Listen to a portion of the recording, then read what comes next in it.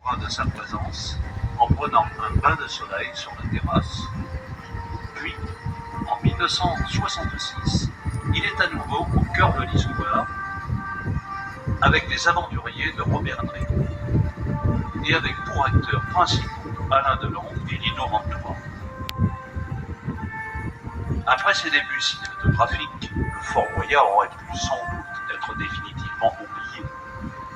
Si un beau jour de 1989, il n'était devenu la propriété de la société de production télévisée Jacques-Antoine et compagnie, qui le rétrocédera au Conseil général de la Charente-Maritime. Le vaisseau immobile qu'est le Fort Boyard prend sa vitesse de croisière pendant les tournages.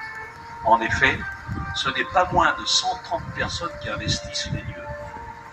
Marins, cuisiniers, électriciens, monteurs, maquilleurs, gymnastes, dont près d'un tiers sont originaires de la Charente-Maritime. Boyard est aussi une véritable petite ville qui consomme 3500 litres d'eau de mer dessalée chaque jour, produit son électricité et reçoit par bateau son approvisionnement en vivres, y compris ceux pour les animaux, faux, reptiles et insectes. Tout ceci a fait de Fort Boyard l'îlot fortifié le plus célèbre de la planète télévisuelle.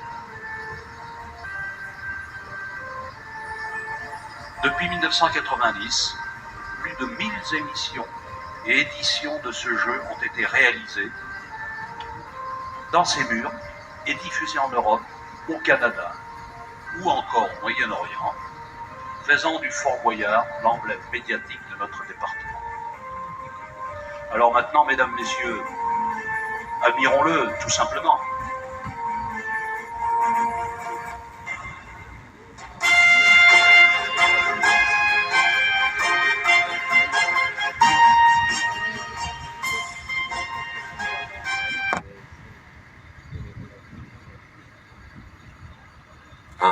Voilà.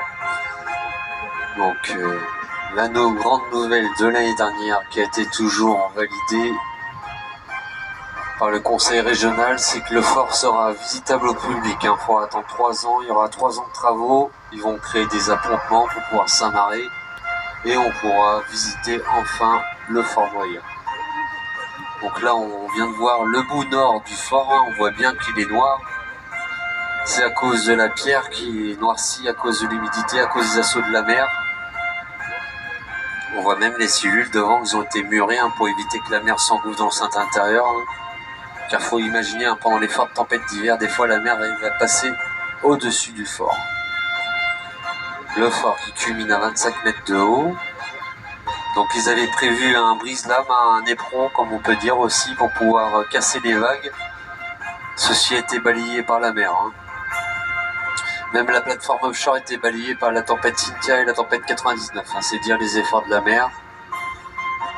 Et là on va arriver au bout sud du fort, où ils avaient construit un mini-port, un mini-havre, pour pouvoir s'amarrer. Ceci a eu le même sort que le brise-lame et la plateforme offshore.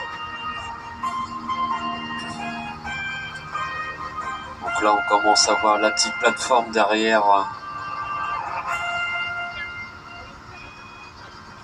qui donne à la porte de la salle des trésors. Attends. La vigie du Père Fouras qui culmine à 28 mètres de haut. Maman. Toujours intact, ça fait 150 ans qu'il est là, le Fort Boyard. Le but du Fort Boyard, c'était de protéger et de surveiller la zone maritime du Pertuis d'Antioche.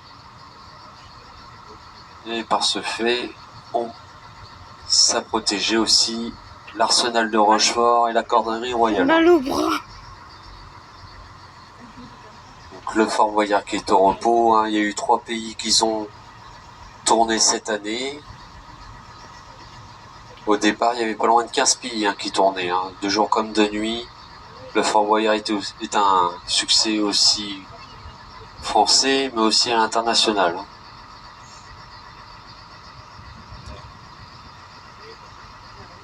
Le Fort Boyard est au repos. Il y a eu la France, la Belgique et la Hollande qui ont tourné cette Cette année, il reste plus que sur le fort maintenant le père Fora bien sûr et ses amis de petite taille. Les tigres du fort qui n'ont plus le droit de séjourner dessus ont été relâchés en liberté sur l'île d'Aix. On va pas pouvoir faire le tour complet du sud parce que là il y a des forts coefficients à marée basse, il n'y a pas beaucoup d'eau.